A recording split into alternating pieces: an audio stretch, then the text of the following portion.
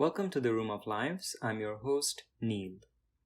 As you may know, I work at the Center for Psychedelics Research and Therapy at the University of Texas at Austin, where we assess whether combat vets and war widows get better when they go through Ibogaine and psilocybin ceremonies at the Mission Within Psychedelic Retreat in Mexico.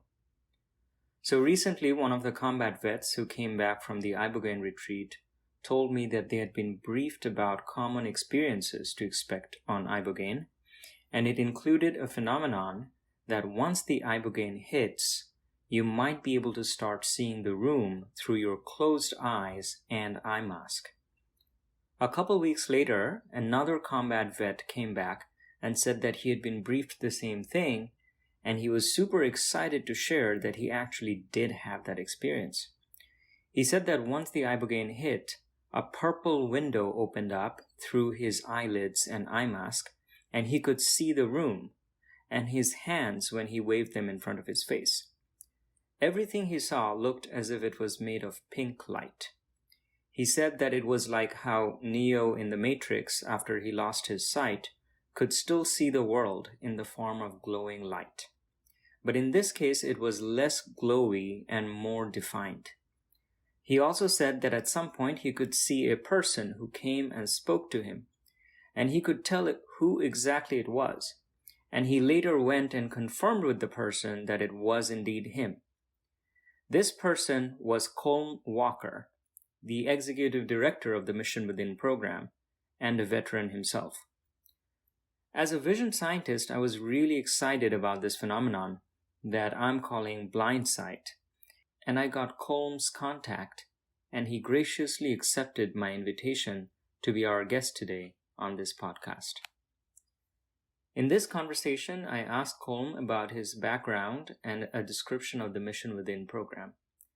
Then he shares what a typical Ibogaine experience is like, and we specifically discuss the Blindsight phenomenon and the prospect of seriously investigating it using the methods of science.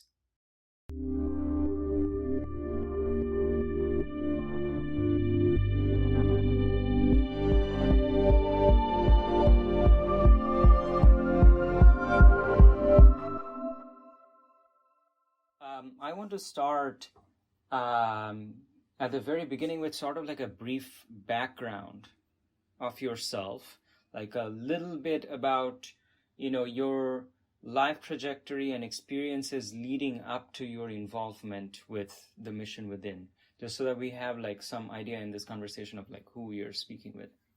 Yeah, so my name is Colm Walker, and I'm currently the executive director with the Mission Within, which is it's a psychedelic retreat center that originally focused on special operations veterans to alleviate addiction, complex PTSD, treatment-resistant depression, as well as wonderful outcomes with those suffering from TBI or traumatic brain injury.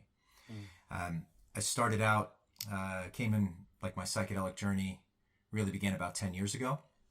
And it was the first experience that I could really key into where I have a conscious memory of this concept of cultivating the witness or being the observer. As in, it was the first time I was really able to see my own thoughts and to see my own experience from the eyes of really somebody observing it versus somebody directly living it. And that degree of separation that entheogens or psychedelics provided really allowed me to see that I was no longer living an intentional life or the life that I really wanted to. And where this first journey found me was after really a life of focus around service. And so I went to the oldest private military college in the country, which is called Norwich University, up in the center of Vermont. And from there, I commissioned into the Army as an officer and did about a year and a half total time in Afghanistan with the 82nd Airborne Division. And I did the Ranger paratrooper thing. And that really led me through that experience. And that's really where I was focused for most of my life. And then when I got out of the service, I wandered a bit, trying to find myself again. And there's a line from a song that I crossed the sea and it occurred to me that I left myself behind. And so I ended up, coming full circle, and through friends and through some experienced friends, they offered and provided this experience, and that it really caused a very profound shift in my life. And since then, over the last 10 years, I've been working on really becoming a better version of myself, trying to just bring more peace and light and love and positivity for those I interact with. And up until the point of that first experience, I was doing the opposite. I found that there was a lot of unhealed parts and things that I really hadn't developed a positive relationship with. And in turn, a lot of my relationships were not ideal, or that they were more destructive than positive. And so really, once getting on this path, it's been one where we're really trying to just bring a lot more positivity and peace in those I interact with. And can you tell me a little bit about the kinds of retreats that are hosted at the Mission Within? Like, what kinds of psychedelics do people take at these retreats? Like, does it depend on what they have been through? What is the retreat structured like? How long is it? And what is your role in these retreats? Fair. So the Mission Within approach is a 6-week psychedelic retreat or program. And the way it works is you have about 2 weeks of prep leading into it, where you're assigned a coach, and they really start to work with you on identifying your why, which is like the reason you're coming, and to understand your history and ways that this particular modality approach can be of benefit. That preps them and sets them up for success to then come down to Mexico for a 4-day retreat. And this format has a dual modality, where we begin the first night with an Ibogaine experience that really lasts, let's just put it in like a 24-hour container. And then when they come out of it and they've recovered, on the Sunday, so Friday to Monday is the retreat. Friday they go into an Ibogaine experience that brings them into Saturday. They'll sleep Saturday night, and then first thing Sunday morning, we then do the second modality, which is a administration through 5-MeO DMT. And the combination of the two in particular, really we find a lot of like an entourage effect or a synergy between the two to produce much better outcomes than one of them alone. And then post-retreat, the experience itself is really the tool. And I think oftentimes psychedelics or these different modalities or plant medicines, whatever term you enjoy or prefer, is really just a tool. And so I would view the whole cornucopia of modalities that are out there, whether it's breathwork, meditation, onto a psychedelic, to really just be a tool, or say a hammer. And yes, you need a hammer to do certain jobs, but do you need a framing hammer or do you need a sledgehammer? And it's a really kind of wide use and application. And so really just tailoring the client to the particular modality we offer seems to give us the best results. And then that turns into where the real work happens, which is you've now had this profound shift in a 4-day weekend. You have a cohort, you've had some really authentic introspection and a lot of processing that initiates in the weekend. But really, it's all the way up till 6 months later that Ibogaine is still present as neuroibogaine in the liver, giving that neuroplasticity and benefit. It's one of the longest periods out of all the psychedelic modalities out there to give that ability to make positive changes and impacts into your life. And so we continue with 4 weeks later doing additional coaching to help integrate that experience. And then from there, we look to refer them to other partner organizations that really match with the client so they can receive the maximum benefit, whether that's going to, a meditation program that's out there, or just joining the weekly integration calls that we have for the alumni of the program. So it really becomes hopefully a shift that they then can really look back on as the point in time or the mark of delineation of when they started living a very different life. And what is the role that you play when people are coming to this retreat? So I wear multiple hats, and so on the organization level, I'm currently the executive director, and that's really just looking at maintaining our partnerships and external relationships, as well as the systems, processes, and people in the organization, so that we can continue to ensure that we're delivering a high quality service and experience for our clients, and that we stay aligned to our original mission, which was really to look to eliminate veteran suicide. And from there, we've expanded our aperture due to really the benefits that all people can experience by coming through the program. Now, on the retreat level, we have really three primary roles, and that is your operations lead, your coach lead, and your nutrition lead. So all of these people are psychedelically versed. They're experienced in what we call space holding or setting the container, as well as being able to help individuals make sense of and process their experience. With that, they have their primary focus. So the coach lead is focused on really the coaching and the integration and helping individuals to process. And we have our nutrition lead focused on providing the sustenance and really a food experience while they're there. Think a lot of folks coming with a traditional American diet or U.S. diet, and really showing them ways that they could view food as an experience as well for a healthy and better output. And then on the operations lead, that's the role that when I am on site, I will step in as. And that really is the overall safety and security for the entire staff and participants, moving from San Diego, California, down into Mexico and back. So the overall container is the responsibility of the operations lead. And then we help by really leading the facilitation of both of those modalities with the support of medical staff on site for the medical or the very physical aspect. So we tend to look after mind and spirit, and then the medical partners focus on the physical aspect of the experience. And then together, we co-create that retreat.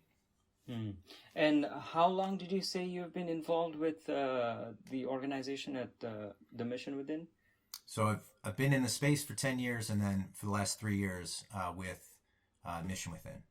And during these last 3 years, do you have like a ballpark idea of how many people you have seen come and like go through the retreat, like just, as participants in the retreat? So each year we end up seeing, and it ranges, and I say it ranges because over the last 3 years we were also in the pandemic, and so the range we're able to serve and assist 200 to 400 people a year. Wow! So you have actually experienced, maybe directly or indirectly, a lot of people going through this retreat experience. So one question that I have is, I understand that the people who are coming to the retreat are mostly like special operations and like combat people.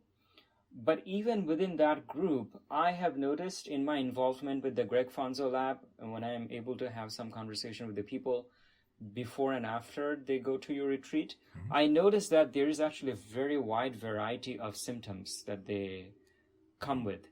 Sometimes you might have something like trauma or anxiety.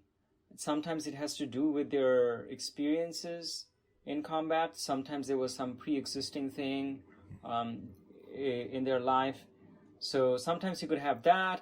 I had someone who had like social anxiety. And then in another case, I had someone who really didn't have any of this, but he had traumatic brain injury because he was one of the, what do you call it? Like first breach people, like when you're breaching. So it would be the breacher or the first man in the door. Yeah. Would ultimately, you're talking about the concussion or the at least receiving the blast directly or close proximity. Yeah, so he had traumatic brain injury, and his main complaint was that his memory is going to shit very rapidly. Everything else he seems to be okay with. So given that you notice such a wide variety of symptoms, and this is also actually what is making, I think, our job at the Fonzo lab a little bit harder, because our job is to just see if psychedelics can help improve certain issues that you're going through. But if the symptoms are so wide and varied, then it's a little bit difficult to just like average it all together because everyone is actually having a different experience. But my question to you is, given that there is a sort of like a broad variety in the different kinds of mental issues that come in, it's sort of different from, you can think of these kinds of studies as analogous to clinical studies. Like if you're trying to come up with a new formula for an antidepressant, the way that you would do a clinical study of that is you would get people with like a pretty narrow range of symptoms that all fit. Okay, this person is depressed and they haven't responded to A, B, or C. And you channel them into this clinical study, and then you give them all this antidepressant and just see if they get better or not. However, this group, they don't all have this very narrow range of symptoms. It's like kind of varied. So sometimes it's trauma, sometimes it's depression, sometimes it's some kind of a traumatic brain injury. Given that it's so wide, do you still feel like this modality where they first get Ibogaine and then they get 5-MeO-DMT covers pretty much all of the cases and is able to help pretty much all of the people that come through the retreat, regardless of the differences in the particulars of the symptoms that they have? Yeah, fair question. So there's a few things to tease out. So one, just to name the model that we are operating in the U.S. is more of an MD model, and it tends to be very hyper-focused or very narrow. And the way our system is set up, especially for research grants, approvals, and then eventually for those that are looking to come up with a novel drug patent, to bring that to market, it's a very, very defined, very rigid pathway. Things that we don't like. We don't like multiple variables. We don't like multimodal. So even in the studies, we're in partnership, and there's your current study is focused on one modality at a time, right? And so you're trying to parse that out. We don't like entourage effects. We don't. We want things that have a very clear and identifiable symptom. You take this intervention. It operates on this transmitter, and it's super clear, and we love it when the data is great. So that is the MD Western medical model for it. And so we're trying to operate within those constraints because that's the system that we have, while also looking at where this comes from.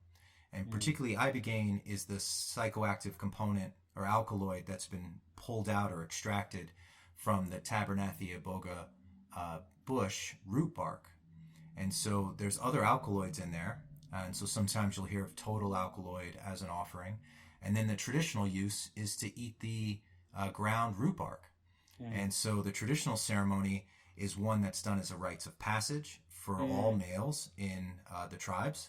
So there's 5 families or tribes that were kind of given this tradition from the Pygmies, and it's called Bwiti. And it's not necessarily religion, it's more of a spiritual practice where the idea is you cannot be taught anything directly, like through a book or through a teacher. It is preferred or best to experience directly. And hence they have this rites of passage. And it's not focused in on healing PTSD. It's really a Western concept and term. Really what they're looking for is what crops should we plant? What information can benefit the tribe? What benefit can benefit the family? Should we change direction? So they do use it much more as an oracle or prophetic tool, as well as a rites of passage and a way of initiating. So beautiful. Now with that, it's evolved, or we've adapted it to a Western audience with really the disease of the developed world, which is PTSD and these ideas of trauma and addiction, right? So this is really things that are emergent. So we've found ways to do this in a way that strips out some of the mystique and tries to adapt it to that Western medical model as best as we can, while still acknowledging a dual modality approach, as well as some other aspects where it's really it's an available intervention that we have found benefit for many ailments, or a wide range of ailments. And so we get people that are deeply struggling with really the four main named items. So addiction, PTSD, TBI, and depression. That is now, when we work with special operations forces, is primarily getting labeled as operator syndrome. So there's like an emergent condition that we're seeing that's like a collective experience for the fact that we've been in war or conflict for 20 years now. So you have a whole generation. And just for context, September 11th happens, and you can say we concluded Afghanistan 20 years later, 21, 22 years later, meaning that when you take a 18-year-old who enlists in the Navy and then goes to BUDS, which is their initial selection and training to become a SEAL, and then they do a full career, well, their whole career has been at war. And so their entire adulthood has been doing sanctioned violence on behalf of the nation.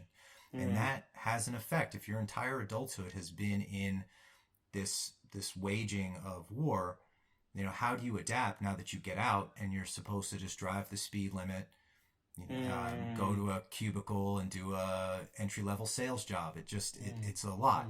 And so when we're trying to reconcile and get perspective, these interventions, whether it's some of the more mainstream psychedelics that are more readily available, or even the ones that have legal pathways like ketamine-assisted psychotherapy, or the soon-to-be approved, or at least anticipated to be approved, MDMA-assisted psychotherapy, and some of these other interventions, they are finding great benefit because they help shift us out of ourself. They help give us a little perspective. Now with that, we get those that are struggling deeply, that come to seek treatment with us down in Mexico. And we also find seekers, those that are really just trying to understand consciousness or this life or this experience to a greater extent. And so it ends up being a wide range of folks that come through our doors. And at the same time, the output seemed to be, after several years, a net positive regardless of why you've come, as long as you have a clear understanding of why you are there. Yeah. So you've got also people who are coming to the retreat without any particular I have trauma or I have anxiety or something, but they're just like, people who might be called psychologically roughly like healthy-ish people, but they still are looking for, I don't know, like maybe a new direction or perspective or something like that, who go through this retreat and are able to find something valuable in that experience. You're saying that there's those people as well. Absolutely. And our language stateside has been heavily around medical, because that is the path to decriminalization or legalization or access, because that's our model. And yet, so we call things, and this is in my opinion, I prefer modality versus medicine. I find what I would even say is an overuse of plant medicine or medicine. It's there's a gentleman named Carl Hart who wrote Drug Use for Grown-Ups, and really one of the main takeaways for me out of that book is that we use language intentionally or unintentionally that does marginalize certain groups. So, for instance, PCP is bad, ketamine is good. Well, really, there's two different populations essentially using an analog of the other. And we have a way of criminalizing or making bad drugs and good drugs, where ultimately I think they're all tools, and there's a difference between food, medicine, and poison is ultimately the dosage, whether we're talking caffeine or we're talking an opiate. So, and everything in between. So I know that's maybe a bit provocative or a bit inflammatory, but ultimately I think we are over-rotated. We're only focusing that these interventions or modalities are for quote-unquote sick or unwell people. I'm more of an advocate for psychedelics for well people if it helps you live a better, more centered, more purposeful, and aligned life. I'm also personally very interested in the possibility of doing psychedelics research on well people, but like you were saying, at this moment, given the legal situation, the main psychedelic studies that have any chance of being approved within the United States are the ones whose focus is clinical. So because I want to get into psychedelics research, at the moment I'm working with the Fonzo Lab, who's, it's basically like a clinical study. But in the long run, I would like to be doing other kinds of research where you can give psychedelics to like healthy people. And in that case, I mean, it's not like psychedelics are only good for, people who are going through some kind of a psychological difficulty, So there's a lot to study, even in the application of psychedelics to like, psychologically roughly healthy people. By the way, healthy versus sick is not like a dichotomy. It's kind of like a spectrum. So we understand that when we're talking about that on this podcast. But so I feel like there's like a lot of opportunity to use psychedelics and learn more about the human mind in contexts that don't have to do with, you're traumatized or you're anxious, something like that. But those clearances are not about to happen anytime soon. So just to get your foot in the door, you first have to do this like clinical studies. In fact, one of the things that I was interested to talk to you about today was one of the effects of Ibogaine that doesn't particularly have to do with healing. And so we'll come to that in a moment. So these are the kinds of things that I come from a basic neuroscience background, and I believe that psychedelics can also serve as a tool to illuminate many different things about how the human mind works. Just different aspects of it and different expansions and perspectives on it that are wider and more multidimensional than the more narrow scope from which we are functioning every day in our daily lives.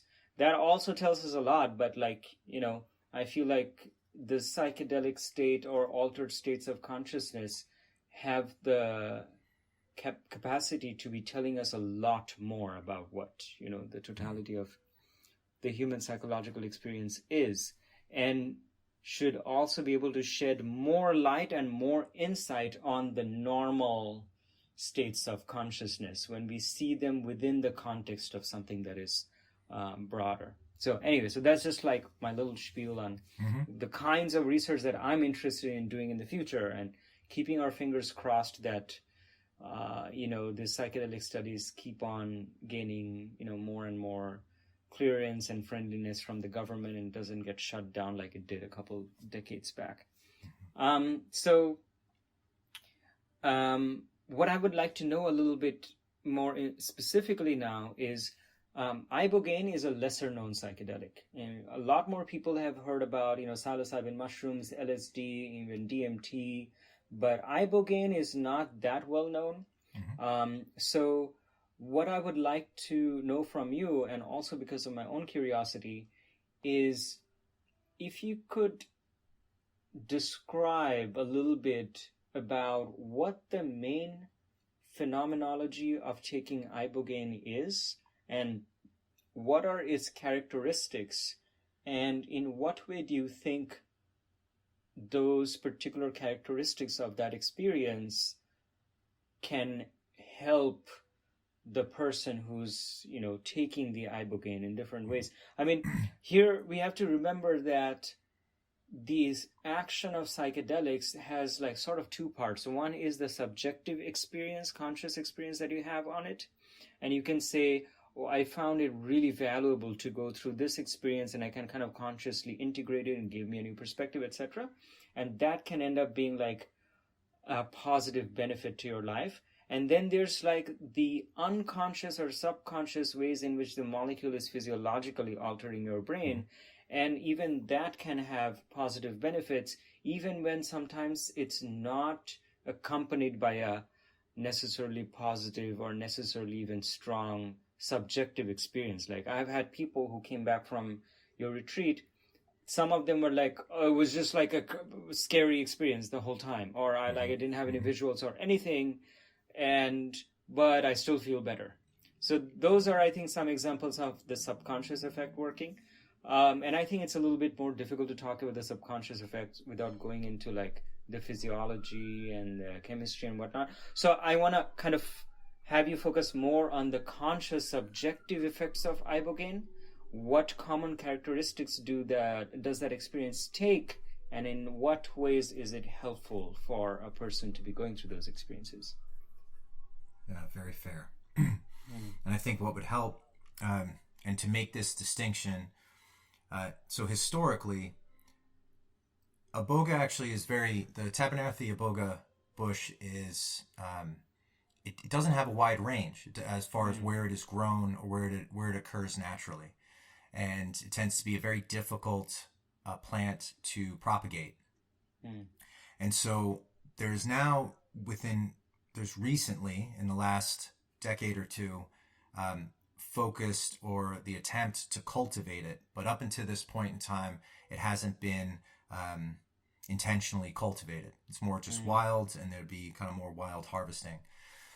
It tends to occur naturally in Gabon or Cameroon. And so there's a traditional French colonialism in that region. And so really the French were the first to even really see it and to put it into like a pill form or a tablet form that was readily available over counter in the 1800s. And then it was taken off the market just shy of World War I. And really discontinued or kind of lost as far as any serious study or look to it. Although the Bwiti ceremonies, the traditional ceremonies, were still occurring in Africa. And then the gentleman named Howard Lotsoff, who was really who frames himself as like a thrill seeker and experience seeker at the time, in the 1950s, comes upon a ceremony in West Africa with some friends. They were also opiate users. And they had noticed or remarked after their experience that they felt alleviation from the dependency or cravings for opioids. And that really turned Lotsoff into a focus in that area.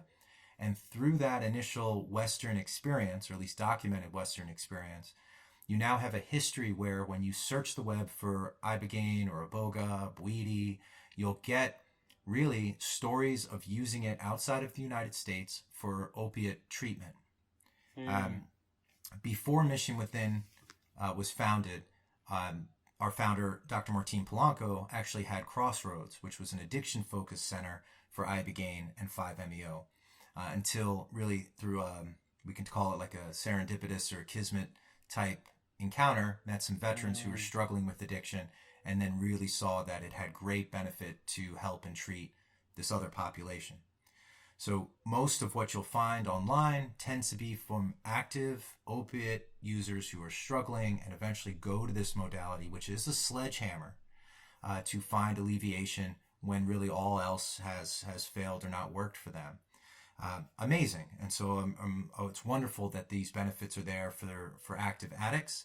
And yet their trip reports, if you will be that of someone who has lived maybe a not so positive life, that's had a lot of addiction. And so there's a lot of heaviness in those experiences. And so that's where most of the literature is at. And now we have this opportunity of going on 7-8 years of a center where it's more of a U.S. service member lens of experience. And so what I'll speak to is what I've observed. And I'm sure there's variation in other places. We don't do a Bwiti or indigenous approach at all, because I don't have any blessing or authority or training in that aspect. This is really to look at, can we provide an American type experience for Americans? And that's really how we've adopted these modalities for the greatest benefit. We also aim for it to be repeatable and reproducible. So with that,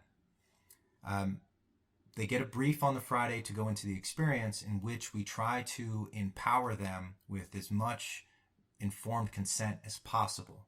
And so what we end up describing is all of the markers, all of the common markers that may show up in one's experience.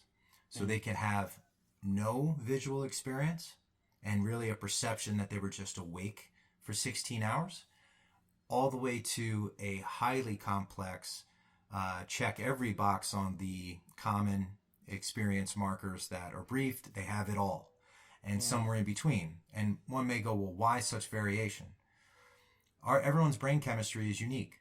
So are you an undermethylator or an overmethylator? Do you have some other neurotransmitter combination? How much stress were you under in the lead up to the experience? There's so many things. There's so much noise, as well as variables that we're at least aware of. We just don't know which ones are most critical. Again, going back to your piece on, there really hasn't been study in this. Outside of using it as an addiction treatment outside of the US, it's relatively unknown. Okay, so Ibogaine as it comes into its experience is shorter acting than taking the root bark or the more naturally occurring the way it's available. And the reason is your body needs to break down root bark. It doesn't, you're not necessarily adapted to that. And that would extend the experience to give an analogy, think freebasing DMT versus consuming DMT via, say, ayahuasca as a modality. One is absorbed, the first one is immediately taken in to the lungs and straight into the bloodstream. The latter being one that is absorbed through the digestive tract by essentially short-circuiting by introducing an MAO inhibitor. So you can slowly bring it in. And that's why the experience for a free-based DMT is short-acting, say 10 to 20 minutes with an afterglow, and then you now have ayahuasca, which can last hours. So in that similar way. So we're taking Ibogaine because I can dose it based on a certain milligrams per kilogram of body weight with an upper and lower threshold. We can do it reliably. We can repeat that dosage. We can reproduce those results over and over again. And that gives us great confidence on the safety of the container, so that somebody coming down with proper medical screening, labs, EKG, and then medical oversight through their experience can have a positive experience that they will come out of and be able to use, versus either slamming them with too much of the molecule or underdosing them, right? So there's these concepts that do show up in root bark because you have no idea the concentration of the root bark because it has everything in it, versus we are giving you only Ibogaine that is a pure extract, and that we're able to reliably administer it. So on that, our experience tends to present shorter while coming on actually a little more intense initially, because it's pure Ibogaine. Okay, so the experience. I'll just go through, like, from a high level, it's really broken down into two phases. First phase we call the visionary phase, and this is where if you do have visuals or auditory hallucinations or other kind of shifts in your perception of reality will occur in the visionary phase. And this lasts anywhere from kind of 4 to 8 hours. And then that would transition into what we call the introspective phase. And that lasts the additional, 8 to 24 hours really, or it's really just, it's as long as you kind of feel some of the latent effects of that experience. Generally, it's all contained within a day, so within a 24-hour period. And then in the onset of the experience, it takes roughly about, people, based on their metabolism and based on really their personal body chemistry or biology, you may see the initial onset within 30 minutes, but generally it's about an hour to 90 minutes for the true full flood dose effect to occur.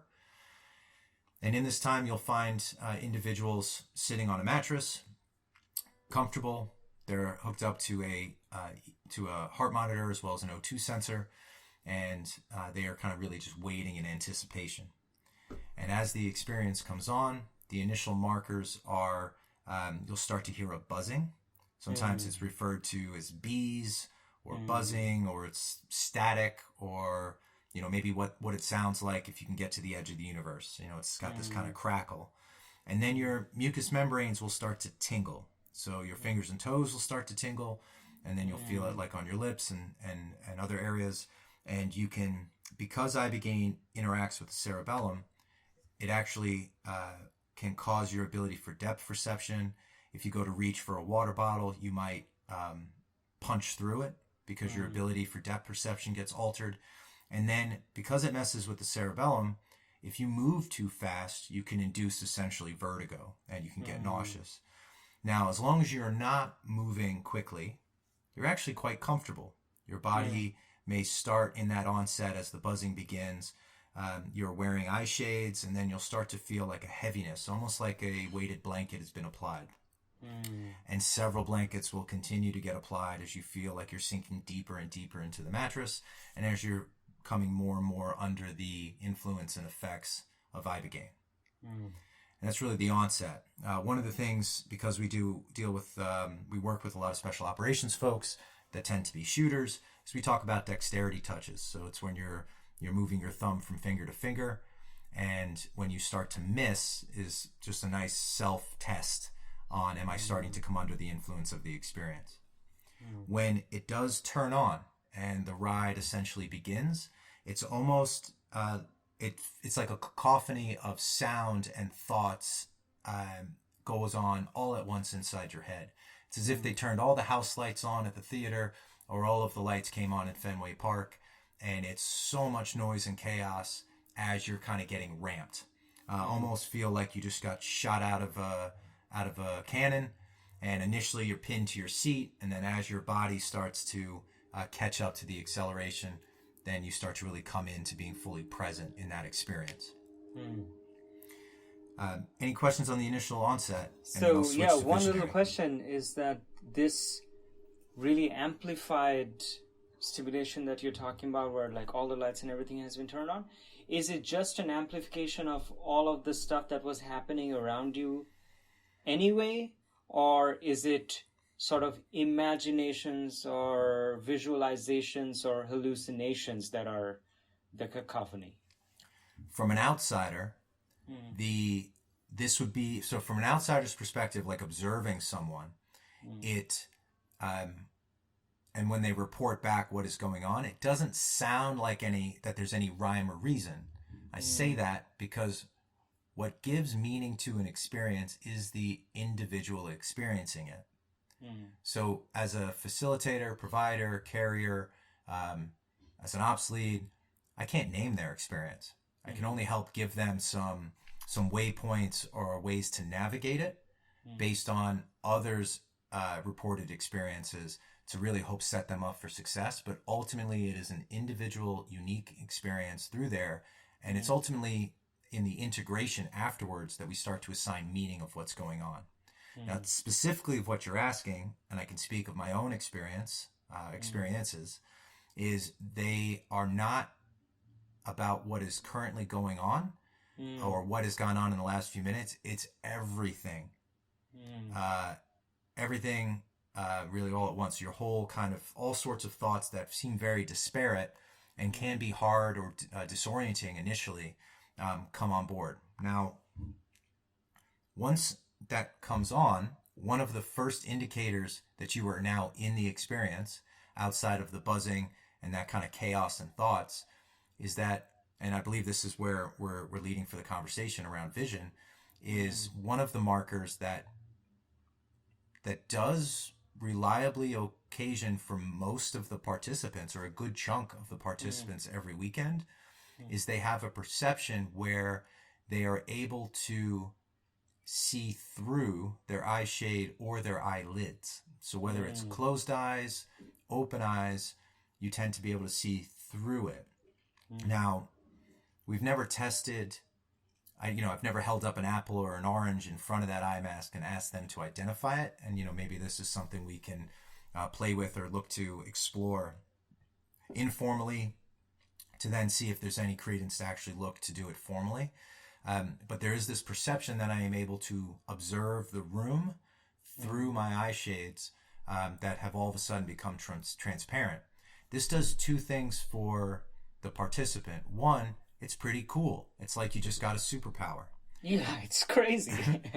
And then the other side of it is it can be terrifying because you cannot hide from the hallucinations or your visions or whatever comes to you, regardless of label. You can't hide from the experience. Now, that kind of tees up, I'm going to use language that are my own. And it's, if we think from a technology standpoint, since all of us now carry around, for the most part, a small little device in our hand, and we engage through an application layer, and we're engaging through user interfaces, or a GUI, a graphic user interface. In the Ibogaine experience, it is commonly reported that there is essentially 3 UIs, or three experiential planes of the experience. That being what you are actually seeing, closed eyes, open eyes, through the eye shades, on the back of the eye shades. It's that plane, which tends to be the room you are physically in.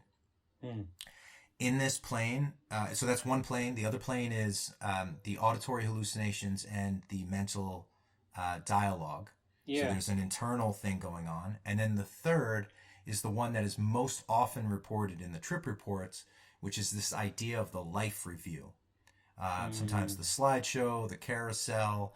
It can show up in a few different ways, but ultimately it delivers the same, which is its personal memories of the past, of the future. They're either things that definitely happened, or they're like things that could have happened, or alternative memories. And they don't always have a narrative. Sometimes they are, sometimes there's a very strong plot or storyline, and sometimes they are so disparate for the participant. And so they're really the three main areas during the visionary experience. So to name the first one is the room you are in. And if you are the type where the eye mask does become translucent and you're able to see through it, whether actually occurring or that is just your perceived experience, I don't really think matters. It may matter from a science exploration, but from an experience basis, it's super novel. And it ends up being something that is often talked about post-experience. And in it, you will potentially see the other mattresses where the other individuals are sleeping or going through their experience, rather. You'll see the nursing staff. You'll see things that are not actually in the room, but have now integrated with your perception of being able to see the room. These may be certain hallucinations on back walls, all the way up to actual figures, humanoids or creatures or humans or people you recognize, so it ranges from one participant saying that he actually saw his dog that came to visit. The dog actually came up onto the mattress and laid down next to him, and he could feel the presence of that animal on the mattress, right? That was his perceived experience. All the way This was a dog that was still alive? Correct, a dog that was still alive. Okay. And so you can get visited by both. So we've seen both people that are still in the here and now and people that have reported family members or pets or loved ones that have passed on as well. So that gives credence to it being, well, I don't want to label it. So that's some things that are reported. And then from my own experience, as soon as I started hearing the buzzing and my eye shades went translucent, I looked left and right. I was amazed at this because it was not part of my brief. So I wasn't prepped for it. I saw it come on. I saw it was super cool. I attempted to put my hand in front of the eye mask and wiggle my fingers to test it. And I either did see or my mind projected those fingers and I was able to see it clearly through the eye mask. Cool. Then I turned my head to the left, and this is when I got the shock. And the shock was there was a humanoid figure in a robe, and that actually had a head of a goat, if you will, right? And so we can interpret that in various ways, but it was not malevolent. It was actually, the sense I got was initial fear, and then to the point you can't hide from this part of the experience. I couldn't close my eyes. I couldn't look away. This thing was your eyes are closed anyway. Right. And these hallucinations tend to be persistent. And by that, what I mean is if that figure is walking from left to right across the room, you could turn your head, you could look away, but when you return to the room, the figure will be exactly where it should be if it was physically in the room and walking in real life, which is a trip. Yes. They do see you. So often it's reported that those entities or individuals or beings in the room can see you, and they will get up and come to you and sit bedside or just behind your head and either whisper to you or try to interact with you. And they may even tend to you for the entire visionary portion of the experience, which is wild. And to name it, Ibogaine does have an indole ring that makes it similar in structure to, say, your traditional psychedelics or your mainstream psychedelics like LSD or psilocybin. and yet it is a very complicated and it's a very complicated molecule if you see the actual chemical structure of it. And sometimes we say it is very promiscuous, as in it operates on multiple systems at the same time. Two that we know of. Indole ring makes it, and some of its structure gives it this characteristic of a serotonin reuptake inhibitor, right, on how it interacts with certain receptors. And then there's 3 separate opioid pathways that it interacts with that we know of. And yet we have this intuition or feel that it also operates on other systems. We just haven't really clearly identified all of them. And part of that goes back to your original statement that it's the lesser known or lesser researched outside of a very niche area in the grand scheme of all molecules that are out there. So the experience comes on, you'll see through the eye mask, you'll have these other figures potentially in the room, and you'll see other stuff moving around. You may also have, and it tends to be monochromatic, as in gray, brown, dark, and maybe that's just you absorbing the fact that it's typically done in the evening for us. We choose nighttime because it acts as a great canvas to project all of these visuals and thoughts onto a canvas versus having to compete with the sun and light and everything else that would occur in the room. So that's the kind of the visual plane of the room you're in. The second would be the internal UI. And in this UI, you're thinking of your auditory hallucinations. This tends to be where the narrator is. That narrator is either who, if you are the type that typically has an internal dialogue, it may take on that look and feel, as in it may be the same way any of your internal thoughts sound, and now you're interacting with it. It could be an outside voice that you hear and have a conversation with in your mind. And then the third is it could also be a physical thing you can see that talks to you. And I would equate it to Virgil in Dante's Inferno. I think this is your guide through the spirit world, if you will, right? Or through your experience without, and it's just how it presents. And I'm sure there's an indigenous and traditional explanation for all of this. I'm just talking about our clinic, so I have no claim to that. And this is also where the auditory hallucinations will be, where paranoia can come in. You can think that the medical staff is laughing or joking or talking about you, or you may think that another participant is calling out for you to help them. There's like all of these different ways that presents. And then the third is the life review. Now, for me, it typically presents as like a home movie where somebody has an old school projector and they've put a slideshow up on a blank wall. And that tends to be in kind of your eye level and above, directly in front of you, maybe about 20 or 30 feet out would be the life review, maybe closer. I've heard, I found some interesting things that I'm observing is that as the participants become younger, it tends to take on more of a tablet or iPhone or computer laptop frame around those memories. The older the client is, it seems to be more of the things from their life experience on how it shows up, just as a comfortable way of presenting the experience to the participant. The mind creates things that are familiar, right? So this is the speculation. But the life review itself is or does show up as things that the participants recognize from their own lives. This is where they'll see family members, people they care about. This is where they'll see if they have been victimized in their life or have experienced trauma. Often the victimizer is there, and it's in a way that they either relive the experience, or it's not really about the experience. It's more about confronting or having a dialogue with that individual in a way that there's like a bit of an emotional separation. It's because Ibogaine ultimately firmly plants you in the seat of the observer, and you get to observe your life that has happened, could have happened, or where you might go, as well as these other aspects of things that may show up in the room or not. You know, it's all transpiring from a place where nothing can touch you directly. Nothing can cross that experience barrier and really impact you in the here and now. It's much more in this this other plane.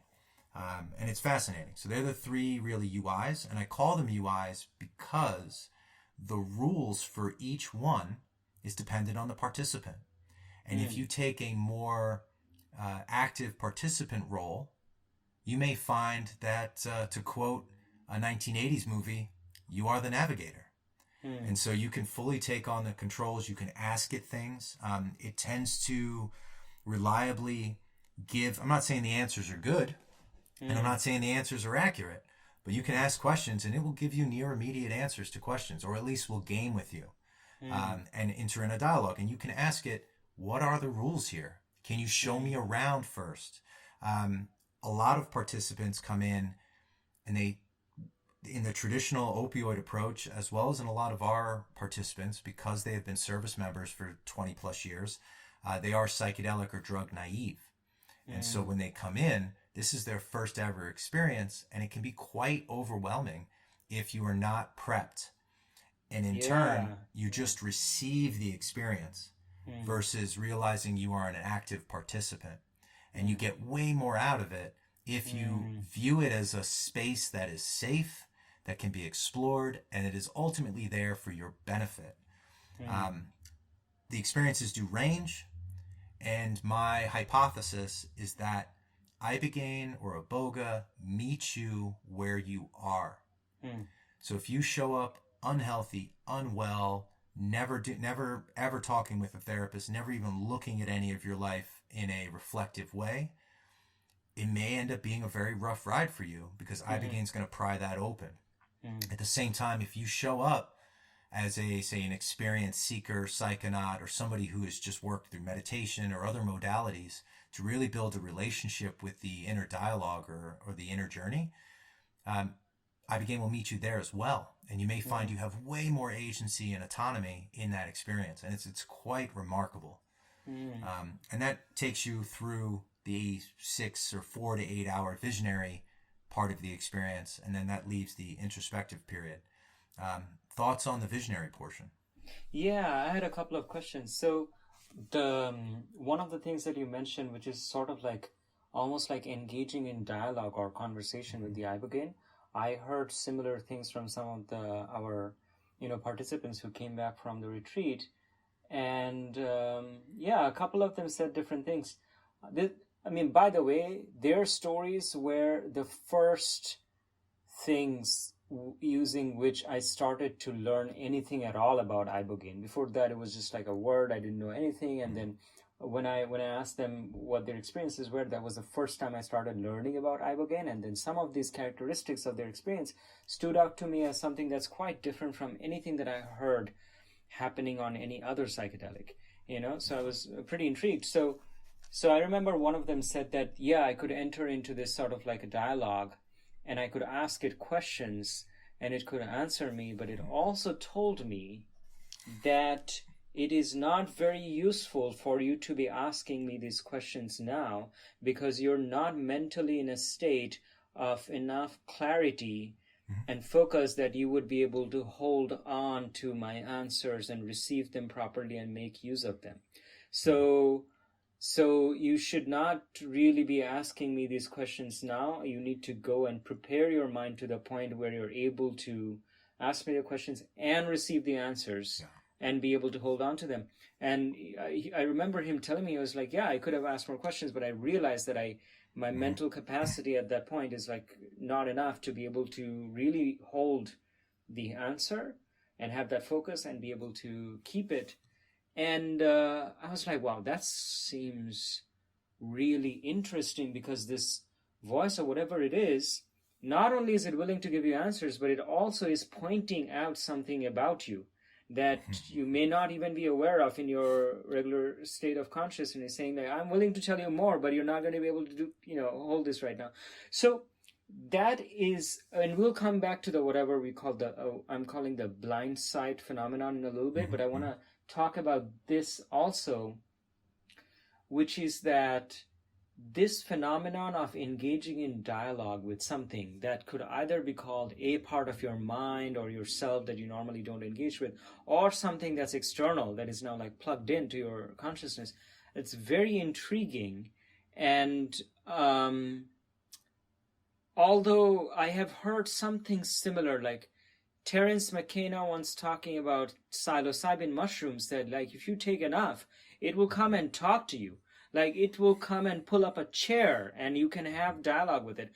I have personally never had a psychedelic experience which I could say, oh yeah, I was like sitting and having a conversation with this thing. But in Ibogaine, it seems like there's almost this back and forth. So my specific question is, in what way does this back and forth dialogue happen? Is it still you just like thinking about the question in your head and you just hear it as your mental voice with which you hear your inner monologue, and then you hear its voice back in your own voice, or is it like you can actually say it out loud and hear or is it just like feelings, or is it explicit words? Like I'm sure there's some range of how this dialogue happens. So yeah, just want to learn a little bit more about the specifics of how this dialogue is mediated. Um, the majority of psychedelic experience in the US is with the quote-unquote traditional or mainstream psychedelics. And they are either phenylethylamines or tryptamines. And this is, think tryptamines being your LSD and your psilocybin. With Ibogaine, it doesn't behave, and it, from a chemical structure, a molecular structure, there's more to it.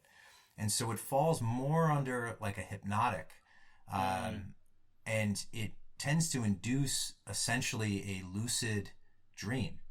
And so under the experience, the reason why you were physically comfortable, and if you compare this to, say, ayahuasca, which is known to be purgative, or combo, which tends to be not a psychedelic, but it's another modality that's out there from the Amazon that tends to be purgative, or you think psilocybin because of the smooth muscle contraction, or really, and mescaline is a phenylethylamine, like all these things, they tend to either be purgative or not always the most comfortable in the experience.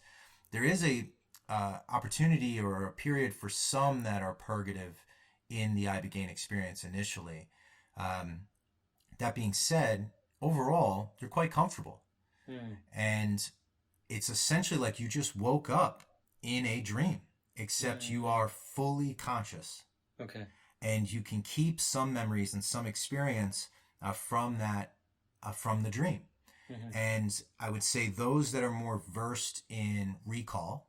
So in other areas, you take skydiving or you take sports where somebody does an action and behavior, and then afterwards you do a review or replay. You go to the videotape, or you try to get people to go. I have background as a skydiver, so when we come through and you finish your dive, whoever you dove with as you're going through, they go, okay, replay the dive for me.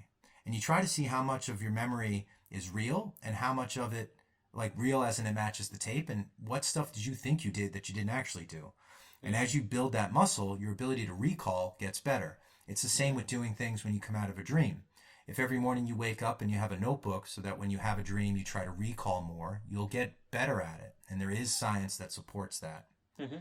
So with it, there are some, to the point of the one client that you spoke with, maybe, and there is this, we call it like the divine intelligence that's in there, or that there's some kind of intelligence. Now, I'm not trying to externalize responsibility or externalize things or enter in areas that can't really be tested, proven, or what have you, but to acknowledge that language is limiting.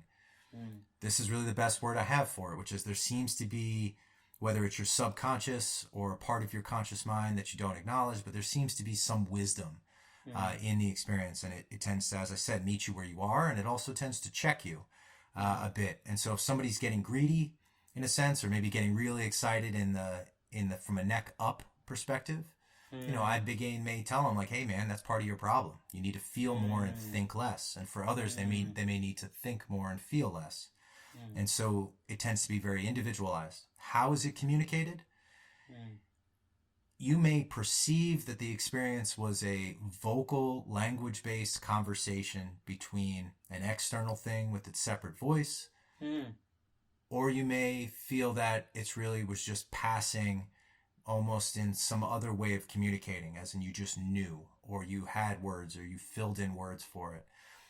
From the observer standpoint of those facilitators, the majority of folks are not speaking. And as a rule of thumb, you're not externally communicating. So the entire experience is a perceived experience of the journeyer. I see. Wow, that's really illuminating. By the way, I mean, I really want to thank you for, being so precise and so articulate in explaining this experience. I'm really learning a lot. Okay, so now I want to hone in a little bit more on this, what I'm calling like the blindsight phenomenon. And like you said, and the same way that, okay, so first I want to say a little bit about the person who brought this to my attention was one of the participants who recently went to a retreat. And he came back and he said, yeah, we had been briefed at the beginning of the journey that one of the common phenomena that could occur is you start being able to see the room and your surroundings through your eye mask. Which, by the way, when I was on the phone with you, you said that wasn't even in the brief initially, but over the years, enough people had experienced that phenomenon anyway, including yourself, without even being briefed on it, that you guys decided to include it in the briefing at the beginning of the journey. Correct. And I had been told by another participant also in the same study that they had been briefed about it. But I think at that time, that participant had not experienced this phenomenon. This guy came back and said he had been briefed about it, and it actually happened to him. And he was so excited about it. It was like this was actually crazy, and the way that he described it, and I was so fascinated that all the details of whatever he said is just like etched into my mind. And he came back and said that he had the eye mask on, and it was just a field of black.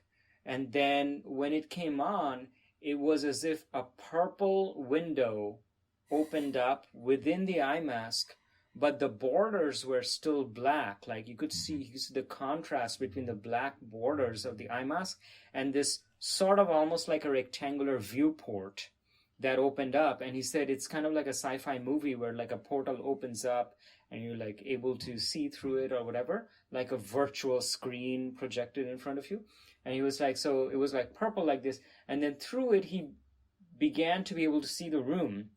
And he said, I was able to see the room, but it was not like normal. It was as if everything had a glow to it, as if everything was made of light. And he showed me this picture from one of the Matrix movies. Neo loses his sight. But even after he loses his sight, he's able to see everything, and everything is like glowing yellow or something.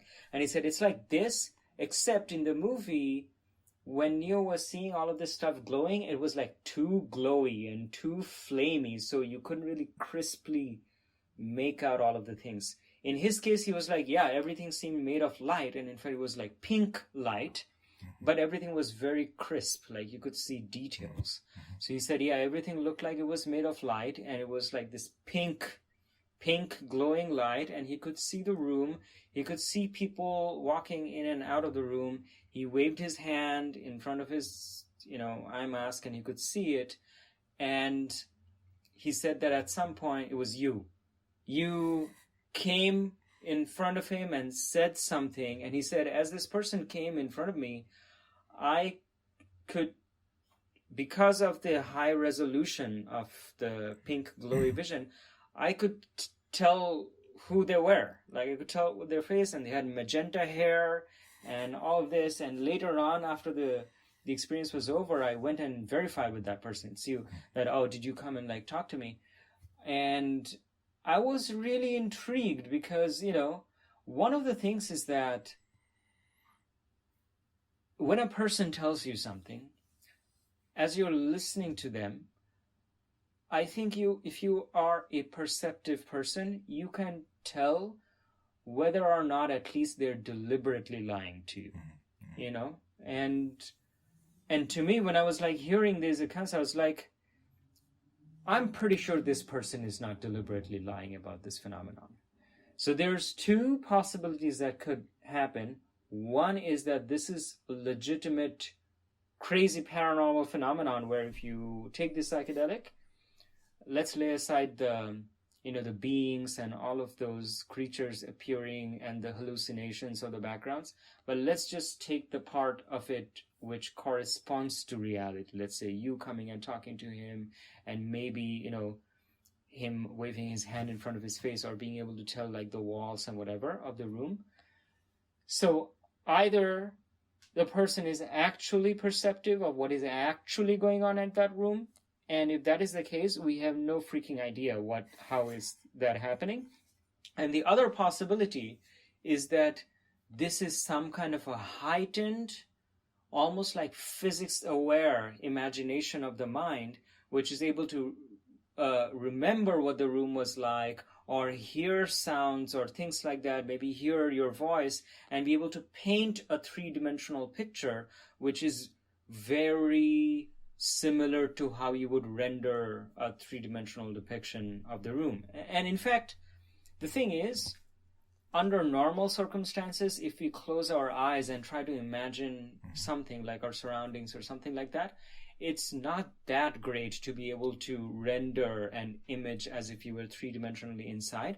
But a few different times I have noticed, particularly in the context of my dreams, that I've sometimes have dream visions or lucid dreams where the graphical rendering of the world around me is much more accurate, like as if there was a real camera that was like swooping through the, I've had dreams of being a floating point that's just, flying through alleys and whatever and things like that. And just like a video game, the three-dimensionality of the world that I'm going through is rendered in like high accuracy, much more than I can if I just close my eyes and try to remember. If I try to imagine a scene in front of my eyes in 3 dimensions, I'll really suck at it, But sometimes in the dream situation, it's effortless. I can navigate myself in the scene, and it's as if my internal visualization mechanism knows how to render, like a computer graphics engine. It knows how to render a world, but it's not going to kick in during the daytime if you're just like closed eyes. So you've got these two different phenomena. If this person was not lying, which I don't believe that all these people are lying, then one of them is that somehow the real graphical information about the external world is filtering through into your mind, mixed in with things that are kind of hallucinations that nobody else in that room would see. Or it's some kind of an enhanced imagination of the world. And so some of these participants that I talked to, as far as the impact of their psychedelic experience on their life is concerned, like you said, they said it doesn't matter. It doesn't matter which it was. And I agree that as far as the psychological impact of that experience, it doesn't matter. But as far as a question of material science, and not so much about the psychological or emotional benefit, these two things are, it's very, very crucial to know which it is, because if you say, okay, I saw a 6-foot-tall humanoid with a goat head, I think a material scientist or a natural scientist is not going to be that shocked. They're like, okay, we know that there are these psychedelic compounds and they can like excite your mind into like different states, and some of them are hallucinatory. Sure, okay, I admit that can be true, But if you say that some of the things that I saw was actually corresponding to how my physical surroundings were at that time, and I could tell you information that's normally is just supposed to come in through the visual stream, but I had my eyes closed and my eye mask on. So basically what I was seeing was Blindsight. Then the natural scientist is totally intrigued, because they're like, okay, even if you are imagining this or whatever, somehow in your mind you're creating a picture that corresponds to the world out there. Mm-hmm. So the implications are really very significant. It's like kind of like mind-blowing. So that was my initial curiosity, That was my initial curiosity into this. And so I want to ask you, since at this moment it seems like we only have some anecdotes on it. We don't really have some kind of a structured study to see, hey, did you actually see this thing? And like test it. We had a little bit of a brief conversation about this earlier. What do you think is happening? Do you think it could possibly be that you just have some internal projection of heightened visualization, that you're imagining the room in like enhanced graphical detail, or does it actually correspond to stuff that's going on in the room? Minus the hallucinatory stuff, minus the beings and stuff, but just the physical environment. Given your personal experience on it, and also the accounts of people that you have talked to, what do you think is more likely that's going on? So I think it's a yes and. And as in, I saw through my eye mask, or I have the perception of seeing through my mask, and I saw some other stuff in there. So you can parse out like, okay, we know there were, say, 6 participants and 4 staff in the room. Those extra 2 things you saw, let's chalk them up to a hallucination, a fabrication of the mind, or an area that we'll call outside of the scope of our investigation or our questions. So cool. Absolutely. And it doesn't invalidate it. It's outside of the scope at the moment. If we're thinking of I would ask, how do we see today? And people will go, that's an easy question. I see with my eyes. I said, well, no, you don't. What you see is your brain's interpretation of stimuli entering a sensory organ. And then we turn that into an image. The thing we have to do off the rip is flip it, right? Because light enters in and it's actually upside down, and we flip it back up to make sense of it. So that's an adaptation of the mind. Things that they've seen the brain be able to do is, even now, there's a way of, there's a prosthetic right now to give an additional digit on your hand that you can strap on. And the sensor to control that digit is your big toe. And over enough trials, you can now grip it and do things by now teaching or training your body that by pushing with my big toe, I can actually close this finger and I can work it with the other finger. So the brain's ability to adapt and learn new pathways in order to do things is amazing. And so it is using its entire nervous system, its sensory system, in order to project and create the perceived reality that you are in. And I know this gets a bit heady, but legit, that's what's going on. There's a delay. And that's why you hear Sam Harris talk about things on, the time delay, that everything we see is actually in the past, right? Because it's got a fraction of a second to get translated. So all this stuff's really, really cool. And then I also want to bring up 2 other examples. There's Daniel Kish, who was all over the TED Talk world as the blind man who can ride a bicycle. Because he does echolocation to actually, in his description, he creates or has in his mind's eye a visual landscape based on using echolocation to define that. Awesome, which means he has sight without seeing, or at least without seeing with his eyes, without his optics. And then there's a gentleman named Andres Emilson, and I apologize, Andres. He's at the Qualia Research Institute out of Harvard, and his main focus is on, one of the areas he's focusing on is the DMT landscape, where people report seeing entities in that experience. And one of the things he's pulling out of that is that essentially our nervous system has the ability to detect fields. And if we think of it as a field detector, eventually you could train your body to project those fields that it is receiving. And in turn, that can create things as well. So there's a lot of area outside of the 5 basic senses that are getting some serious academic research with Andres, or are skipping the academic research and going directly into the applied science with Daniel Kish and teaching those with diminished or a loss of the ability to see, to be able to see or navigate this plane in a way that's useful to them by really supercharging the other senses. So all of that to say, yes, I think, and my hypothesis or my guess here, through direct experience as well as the reported experiences of others, that there is enough curiosity or enough markers that have occurred enough times by different participants with or without the bias of a brief, that have started to report these type of experiences or perceived experiences. And in the gentleman that you're reporting, I was the person that he says he saw. And just to lay it out, you come into the room, the 6 participants are journeying in the room together. There's medical staff there that is primarily there to monitor the monitors as well as tend to any needs of the participants. And I typically am there for the first few hours of the experience to see, just to observe. From part, it helps me understand of how I can better support them coming out of the experience, because that tends to be the most active as they are going from no experience to the ramp up and arriving at peak experience.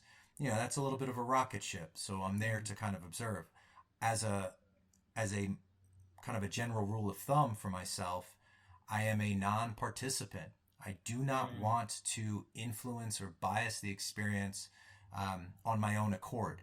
But if invited in, by all means, right? So if somebody needs help or they raise a hand. And so I didn't interact with this individual, but I was standing, I had come into the room and was walking past when he hailed me. And he had his eye mask fully down. Yeah. And I came over and knelt, and I hadn't spoken yet. And he says my name. Oh, wow. And okay. Now I am used to this type of behavior, and ultimately I'm just here to help them get back into their experience, because it's about them as quickly as possible. So we try to do non-interference to minimal interference in that experience. And so he had a question. There's a little bit, he was disoriented. We sorted him, and then I kind of put it out of sight, out of mind. And he brought it up the next day during the integration when he was just reporting on his experience and the different markers that he perceived. And in it, he did describe seeing me clearly with high contrast through that mask, with a bit of a, some kind of light disturbance around me, and was interacting. He thought it was almost as if he wasn't wearing the mask and was just looking at me, not under the influence. And he was convinced and that it was me, and convinced that we had this experience, and we did have an interaction. And so did he see me with his eyes, or did his entire system get to a place of true embodiment, of true integration of all the wonderful systems that are in our biology, to be able to create an image in his mind to help him navigate that experience? So the visual thing that he saw, I would give credence to, and I would love to test for it.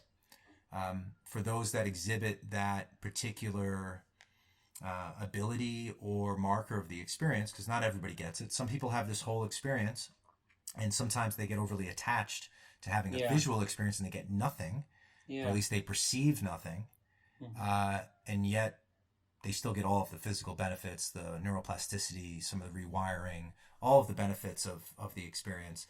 I often joke that the visual portion is just your in-flight movie. It's not a requirement, it's a bonus, Sometimes the internet's out on the flight. So. Yeah, that's funny.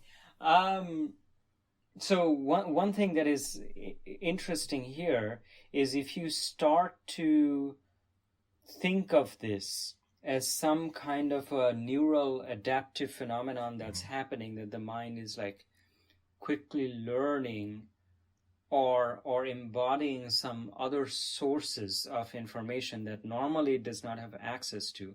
There are two things that come up then, which is that, the phenomenon of where he said if a person is blind, they learn to echolocate or something like that. That does take time for example, the other example that you said was like this digit, and then you kind of learn. So the mind needs to have some time to be in this loop of some information coming in, and then it has to sort of interpret the neural activity of the corresponding brain region into having an idea of what it corresponds to in the outside world, and then test it, etc., blah blah. I mean, this is really how we learn a lot of our tasks as children, is when we're babies, whatever, the whole world is coming into us in like a cocktail of information. We don't know what to make of it, but then we are moving our bodies and we're doing different things in response to the stimulus, and the stimulus changes or yeah, its stimulus changes or evolves in certain according to certain patterns, and then we start to be able to tell what those patterns are, and then the mind has a more carefully calibrated picture of the outside world as in terms of the neural activity that is able to now create a more definite picture of what that world out there is, and has a solid interpretation of the world that we can then interact with, sort of more reliably. But that requires time. So the interesting part is you give these people Ibogaine, and like within a very short time, if there's some new modality of information that's coming in, and the mind is able to project it back in the form of what to the participant feels like visual information, like, to them it still looks like they're able to see through the mask. They're not smelling or whatever. They're seeing through the mask. It's still visual information, is just altered. It's like glowy or whatever. So the projection of the mind is still like, okay, this is visual information, but it's happening very quickly and without any training.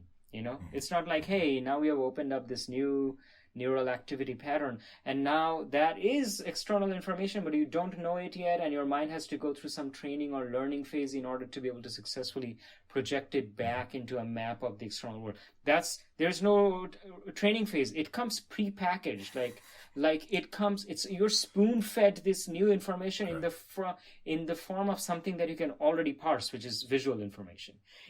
So that part is very interesting.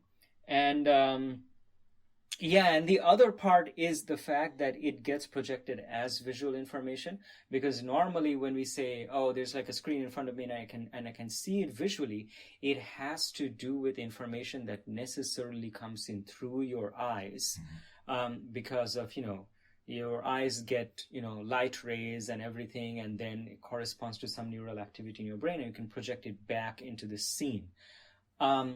So in this case, your eyes are closed. There is some dimension of, some field or something that maybe you're perceptive of.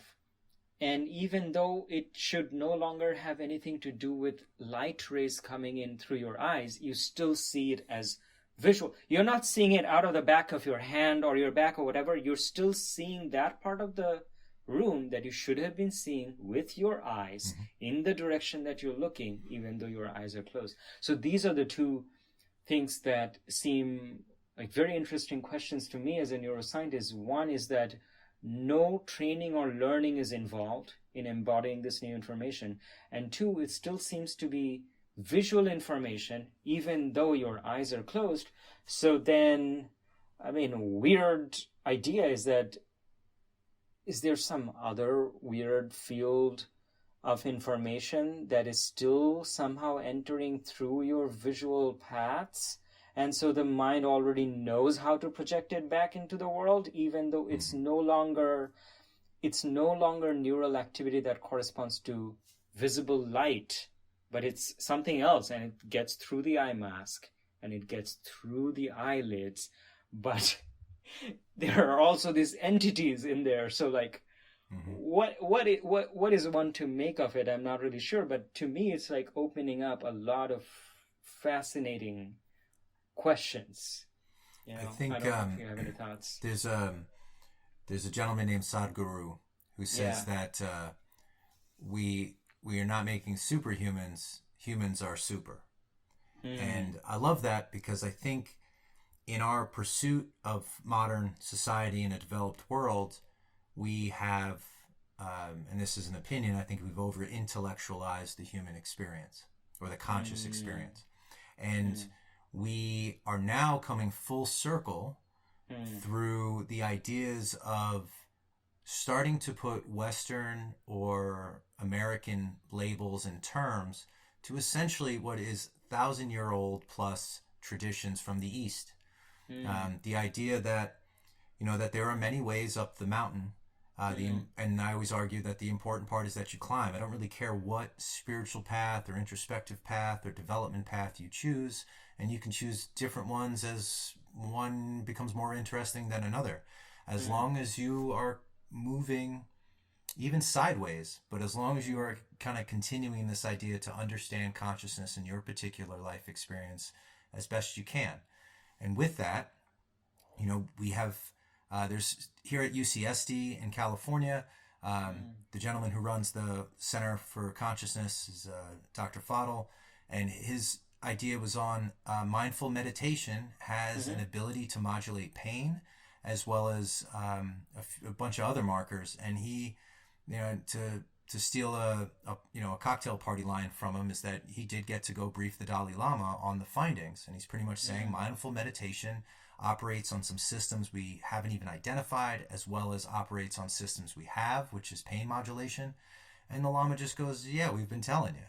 And I find it hilarious, right? Around the idea that, and then most recently at the MAPS conference this past year in Denver, on the main stage, Andrew Huberman was a guest, and he was on the stage speaking, and just really to take a quote from him, is he just wanted to call out that he was really not necessarily on the bandwagon for psychedelics for a very long time, and is really coming around to it.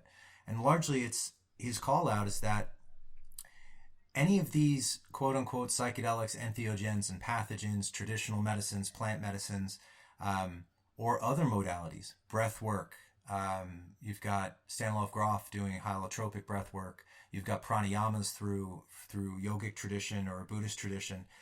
They will induce these states, and they have names for it, like samadhi. But they're not taking a drug. Or you can take some of these molecules and induce these experiences. And the argument is that they're all endogenous.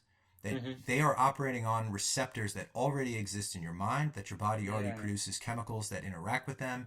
And essentially these molecules or modalities are either practices or shortcuts to not be crude about it, but you can induce samadhi, you can induce a visual experience, you can induce momentary enlightenment. And it's as if you hopped on the elevator and took the express elevator all the way up to the penthouse. The doors open.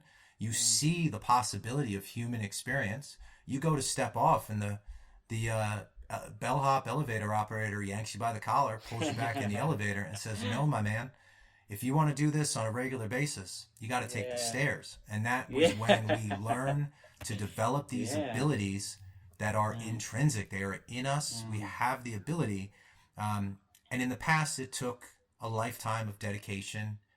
It took tapas, right? The perfection of mind, the perfection of our senses, the perfection of self, in order to be able to reliably and, on demand, if you will, observe the eternal spirit. That's the purpose of meditation from the particular teachings that I come from.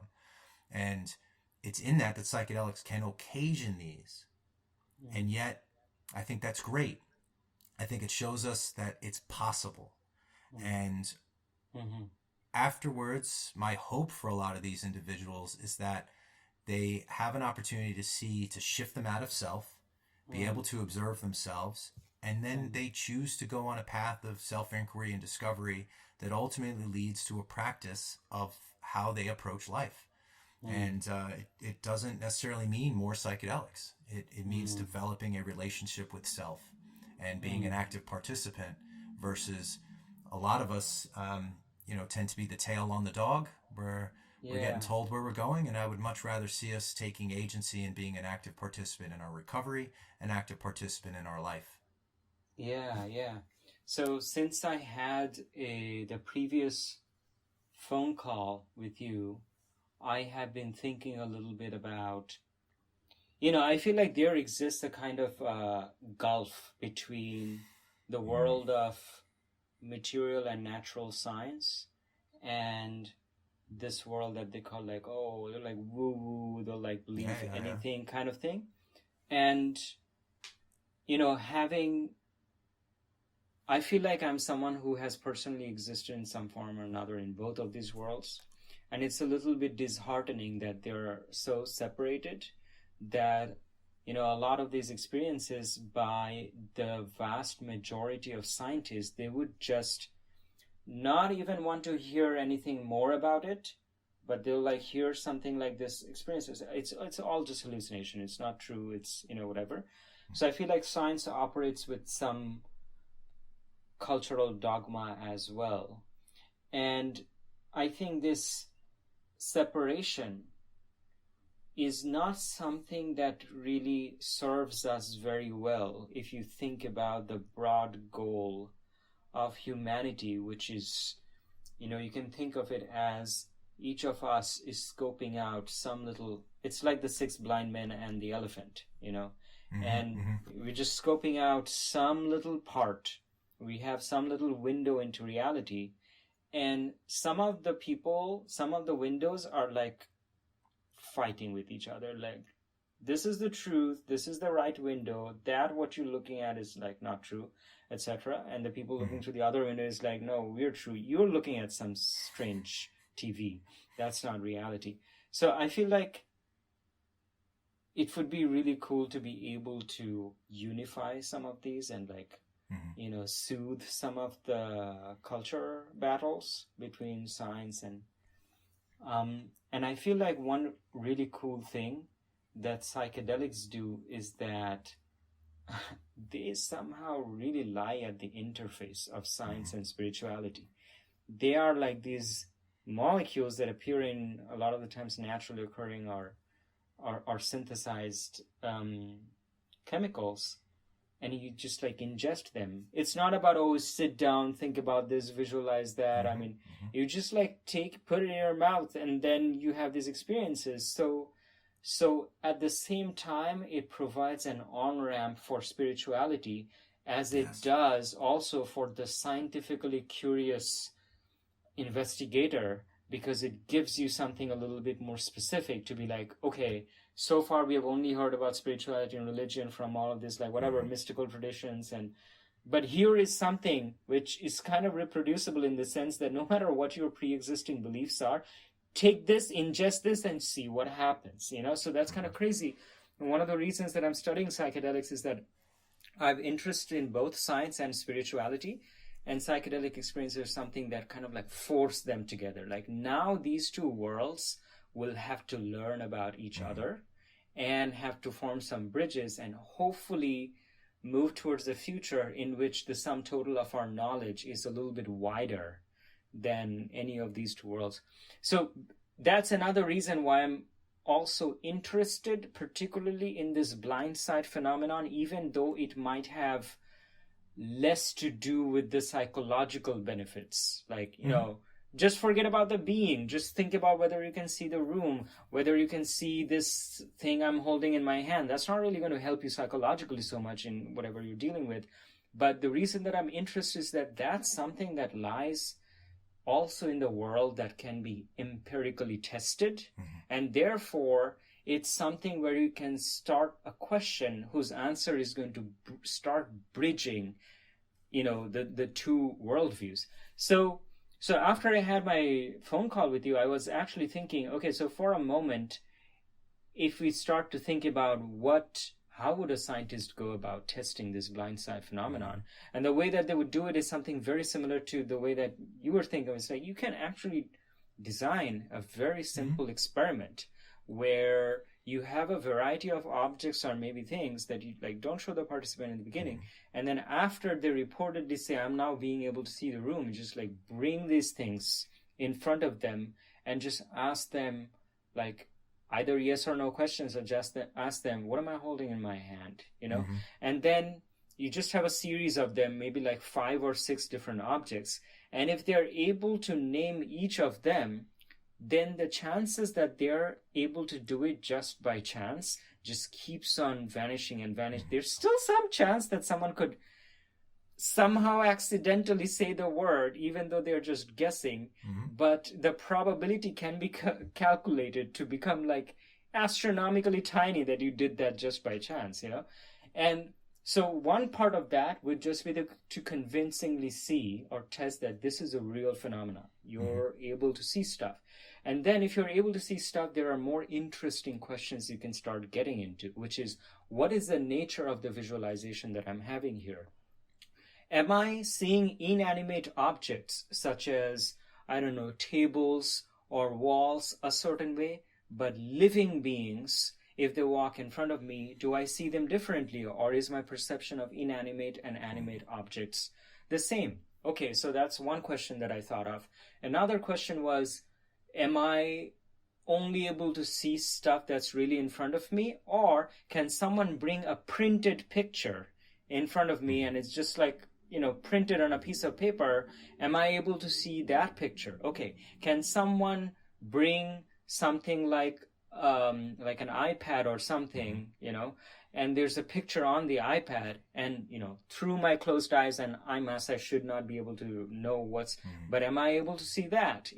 So really, for the moment, taking this phenomenon seriously and turning our scientific curiosity and our scientific ways of designing questions, into like really investigating this phenomenon, because this is so.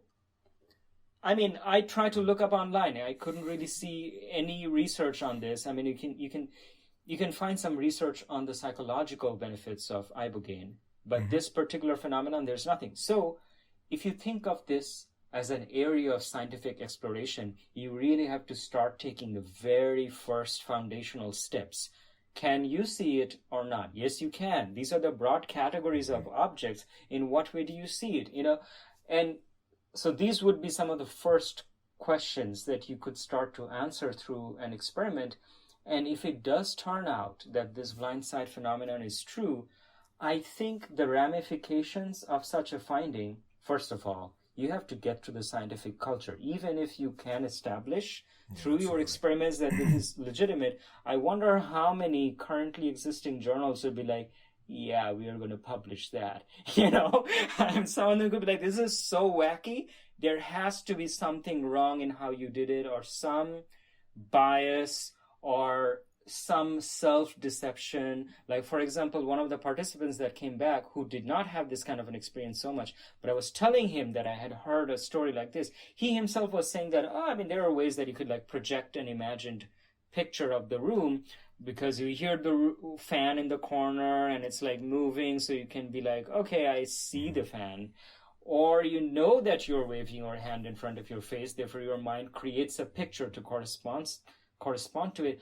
Or he was like, oh yeah, maybe the person came and spoke in front of me and I heard their voice and I know what they look like, so I create a picture of it. But in your case, you said that you hadn't actually spoken to them before they identified you. And I would say these are actually good things to think about. Not just blindly believe something. These are the critical points that you should raise before just accepting that, that's just really happening. So, went off on a long tangent, but I was just saying that, there is a particular way that you could go about being scientifically open-minded and at the same time just really investigating and exploring aspects of this phenomenon, at least the part of the phenomenon that corresponds to objective reality. When I say objective reality, I don't mean the reality that's actually real and subjective reality is not real. When I say objective reality, I mean that you are talking about something that I should also be able to say something about, even though I am not on that drug and I don't have your subjective experience. If superimposed on that reality, you also see 6-foot-tall humanoid with goat head, there is no reason for me to believe that I should be able to see that, or the next participant who has taken Ibogaine should be able to see that. But if you say, I saw Colm walking in front of me and I hadn't taken that drug, I should be able to say something about whether Colm actually walked in front of us or not. So tease out the objective part of it. And if there is an objective part of it, that's where the scope of science takes effect. You can think of natural science as something where we have developed a series of methods to just try to decide the objective side of the experience of reality. So the blindsight phenomenon starts encroaching in on the objectively testable part of the experiment, which is what got me really interested. I would want to know, what are your thoughts on what you think? How much do you think is it feasible to actually carry out like a simple experiment like this? I think to name it, this wouldn't be a sanctioned study. It's not IRB approved. You'd have to look at informed consent. But generally, if you can get, one person who's an experienced psychonaut, who's, you're not looking at somebody who's a vulnerable or critical part of a population set. You do somebody going like, hey, I'm curious about this. Yeah. So I'm biasing it, right? You got all the error built into it. So it's fully acknowledging it's not bomb-proof science. It's just we're curious. Can I reproduce this phenomenon? Yeah. And for an individual that has that tends to reliably have very visual experiences when they're under certain modalities where their neurochemistry is favorable, and that is starting to exhibit those behaviors in the early part of the experience. And what I mean is, as a sober facilitator in the room, somebody who's not under the influence, there's a comical thing that you see is that when people are first coming onto the experience and that perceived experience occurs where they're a sight through the eye shades, you'll see them starting to lift it, put it back down, put their hand in front of their face. There's a bit of this disbelief until they settle into, this is how my experience will present. And so if somebody is exhibiting those markers, or if it's an individual that you are purposely going into an experience to evaluate this, so they're aware, they can raise a hand when they feel sufficient enough in their sight. And then you can come up and reveal, maybe you've got 3 cups, and under each cup there's an object. And so you remove, and you ask them, what do you see? I see 3 cups. Cool. We're already starting at the right spot. I lift it. What do you see? I see an apple. Boom. Can you see color? And just try to, as best you can, while also acknowledging, while in the full flood dose experience, it's disorienting and the experience wants to do its experience versus necessarily submit to your test. I would also like to throw out that there's a bit of a precedent for this, as in, you said you looked for it and you didn't see it in the trip reports or in the documentation that's out there on Ibogaine. However, this is part of the, not so much sight, but the idea of a shared experience in ayahuasca. So it is often reported being able to have the perception that you might see an elderly man in front of somebody in your own experience, and then later you come to find out that they were having some father work that they were going through, or you may have a perception of a shared experience in that container. So there are different traditions and different approaches with different naturally occurring substances in the world that lend to some of this. And so the debate becomes how much of it is a direct perceived sight that is repeatable and reproducible, or how much of this is subjective. And I think the curiosity in that, would warrant it. It's just, it's interesting. And to just, you did kind of cite the scientific community and potential ways they could react in general.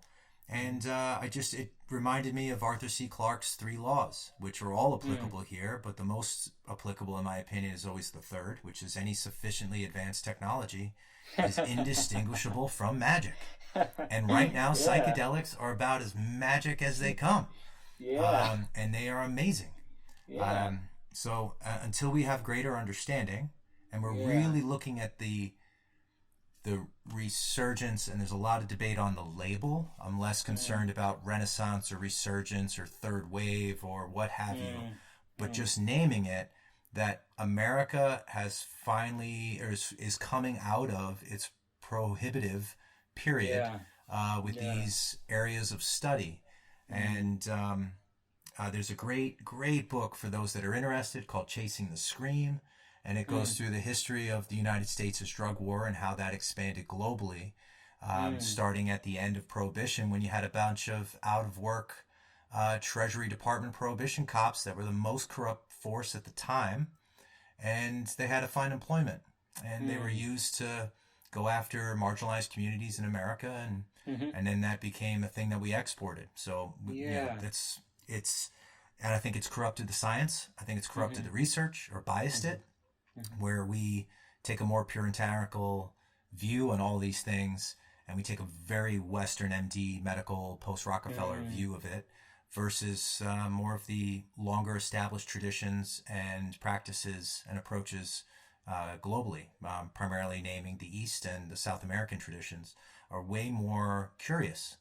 Yeah. And there's a lot more exploration without trying to label. And I think we are quick to label in the United Yeah. States. Yeah, that's true. Um, so, um, among the people who have taken Ibogaine that you have seen, Mm-hmm. roughly what fraction of them do you think had this sort of blind sight experience? If you had to just put a ballpark Yeah. number. So 6 participants retreat Mm, and out of that, I have observed or have heard reported, because the staff gets together weekly as well, so we continually are checking mm, in on, making sure we are providing the best possible experience. So there's a feedback loop that we have, and in that, I would mm. say a third to Wow. Okay. to 2/3 have Wow. this. Okay. So we're talking 2 out of 6 Yeah. routinely present this, if Yeah. not in higher numbers. Yeah, that's great. So I'm also wondering if the people for whom the visionary part of the experience is stronger, are these also people whose internal normal imagination and dreams Mm. are stronger? Like, do you think there's some correlation between people whose imagination and visualization and dreaming abilities are stronger for them to have more of a visionary experience? I don't have enough data, Yeah. right? Because it Okay. hasn't been part of my own personal interviews with them on some of the Yeah. background. What I will name is um, greater abstinence from Mm, cannabinoids leading up to the yeah. experience. So you're thinking of what things impact theta waves. Mm, What things impact my natural ability to have visual dreams. So anything that mm, disrupts REM and deep sleep would be things that I would look at. Um, to as far as I'd be curious. So if I had a full data mm, set where all of the questions have been asked and I get to kind of sort it to see, mm, my gut would look at diet and what substances are you already putting in your body prior to. How long have yeah. you been able to return to your natural baseline? Do you have a normal, healthy circadian rhythm and things beforehand? And a lot Mm, of our participants don't, right? We're coming with yeah. sleep disturbances, restless legs, Mm, PTSD, these other mm, aspects. And at the same time, those exhibiting PTSD, some, one of the markers of the PTSD diagnosis, which isn't for everybody, but a common marker is one who has intrusive thoughts or mm-hmm, disruptive dreams. And mm-hmm. so I'd be really curious to see who lines up with also self reporting, while also Yeah. saying that we want to please, right? We are Mm, all children who want to please. And mm, so I'd have to, and that's why the objects themselves, it can't simply be, I saw through my eye mask because I want to be cool like the other 5 kids. yeah, It yeah, would yeah. have to be something that there is a definitive, clear yes or no that you Yeah. could see. You may be perceiving that you're seeing through the eye mask, but for what you're looking for, being curious around, is it verifiable third eye sight, if you will, or Yeah. see through sight, Yeah, blind yeah, yeah. sight? So they would have to be very specific objects that you can't just guess and get Mm. them right, you know. Um, Also, I noticed that you mentioned that this is sort of an experiment that you would think of doing on those participants that are coming in who are like relatively psychologically healthy and are coming in Mm. for like, they're like curious, they want to expand. And what is the reason for that? Is it because they're just like less preoccupied with like dealing with whatever they have to deal with, so there's more space in their experience for this kind of a question for us to be doing this test, and they don't have to deal with something more important? Uh, Mostly, I'm just trying to do a little bit of a thoughtful approach, Yeah. recognizing that there is way more left to be researched than what has been Mm, researched, and we have more PhDs than we've ever had in the history of humanity, and there's not enough money to go around, which means that there's high level discernment around. We study things that we think will have the maximum value or benefit to humanity, or the environment, or whatever the area is that we're exploring, or at least in principle, or at least in hope. That being said, there's so much cool stuff out there, but are you going to fund a fully bona fide, rigorous study? And so before committing any of that energy, and also recognizing that people that come to the Mission Within are there, we are there to support them on their individual journey, and that's what it is. So no matter how much we grow or shrink or who's involved, we must always maintain the focus that every weekend we get 6 souls that are the absolute focus and priority of the work we do.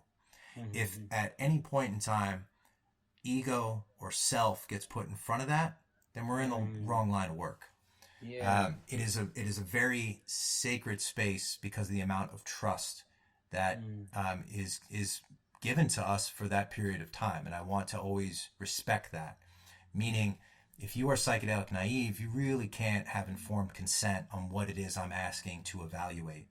Whereas somebody who's been through the experience, who's already shown that behavior in the past, which to Mark, each Ibogaine or Iboga experience is unique. And even if you were somebody who 4 times have had visual, your 5th time may be a non-visual experience. So they are different. So around that, you'd want somebody who doesn't have an expectation, doesn't have a high need for some critical piece, whether they have suicidal ideation or some other diagnoses that is really first and foremost, especially because this is more of an intellectual pursuit. Yeah, that's right. So how many such participants do you usually get? Let's say, do you have like specific retreats where like all 6 of them are just like they're like more psychologically healthy? Are they sometimes like mixed in? Or I'm just like wondering how many of the people who come to the retreat are ones who are like not looking for critical peace, but something. So there's a cost that is I think significant for most who come through. We do have a lot of folks that are on scholarship or have been sponsored, and for all the sponsors out there, thank you very much. What you are enabling for some of these individuals is life-changing for them, so thank you.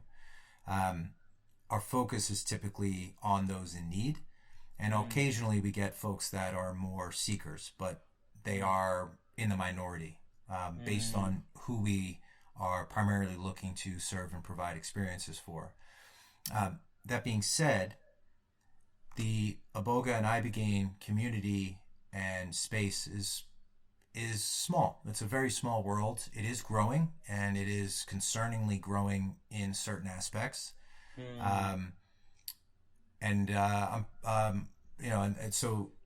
But there is enough where I think through just trying to get some initial data to confirm a hunch to warrant further explanation, I think that would be very easily to occasion with a few conversations with some individuals who are more in the curious, scientific, psychonaut type space.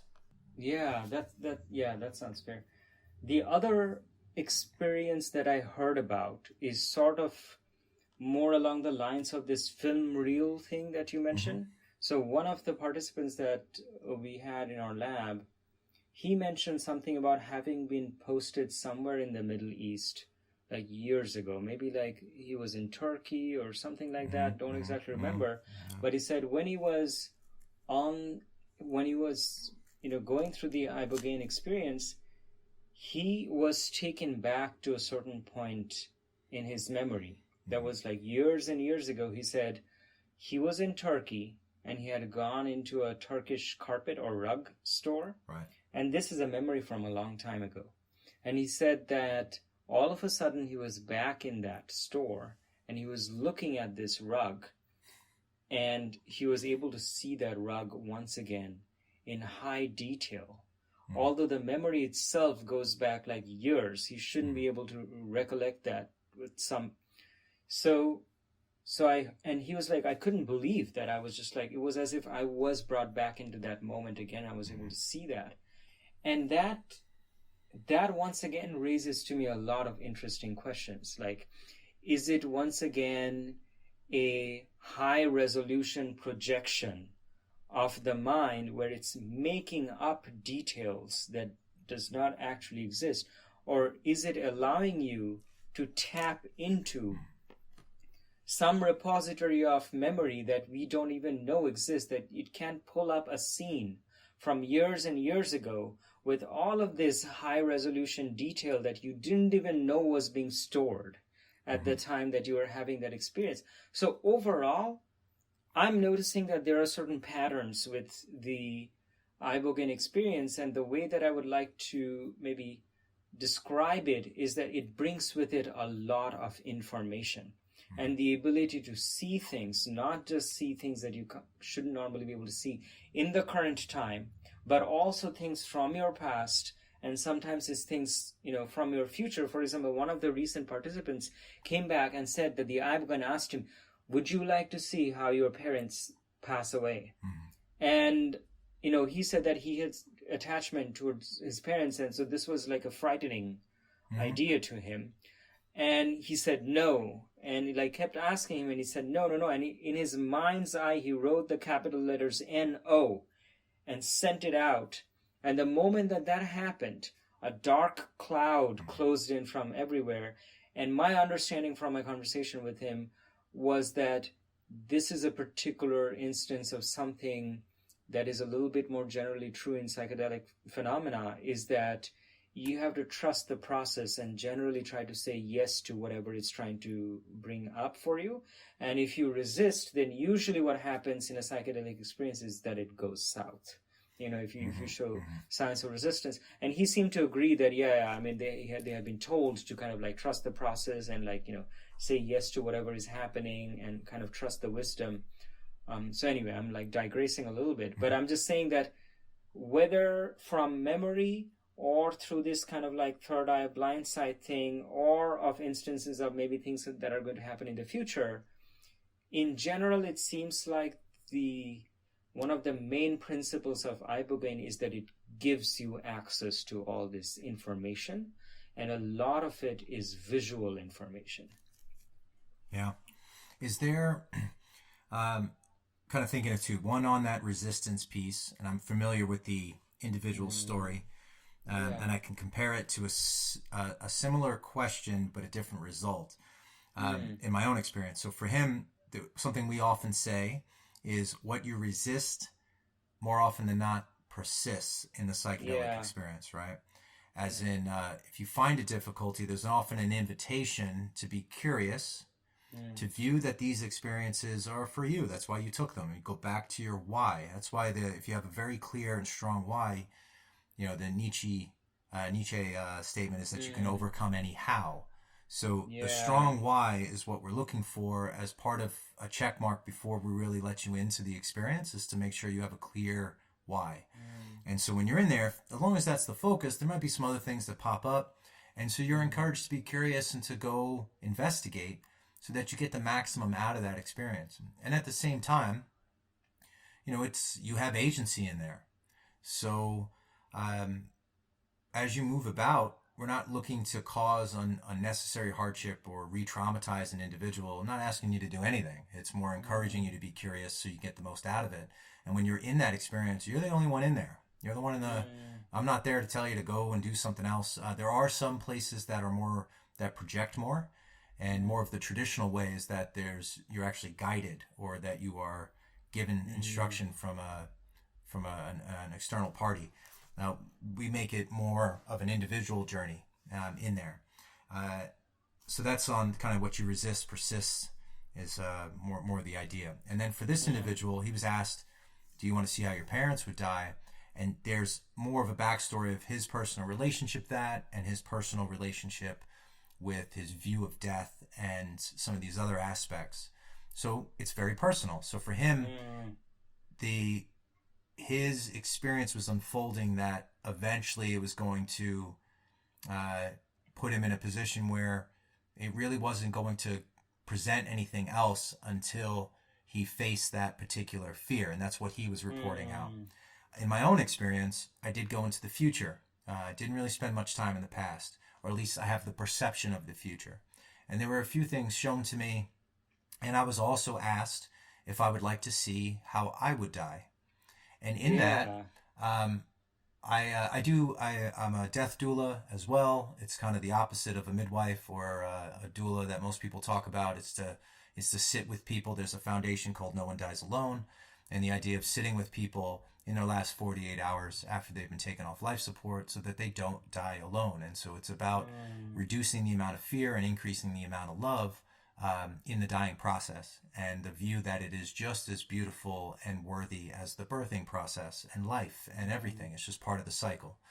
And so in that, I have a comfort around, or at least we can challenge this, but I have a perceived comfort around my own eventual demise, and that this idea, and at least I'm working, lifelong working towards developing a practice of non-attachment and impermanence, and to really enjoy what I have. All that to say, when the experience presented it, my answer was no.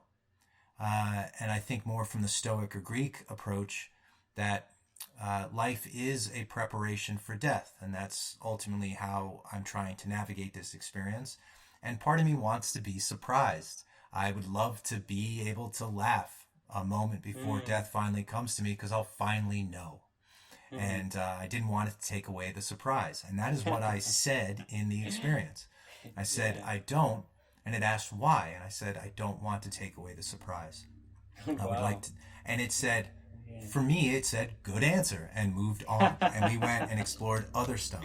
Because there wasn't resistance around it. There was kind of like a non-attachment to it. It's like, if you're going to show me, you're going to show me. I don't really care. More interested in, other aspects. Wow, it's almost like it's you're seeing it as a surprise birthday party, and you don't want to be spoiled. And there's aspects of my own story that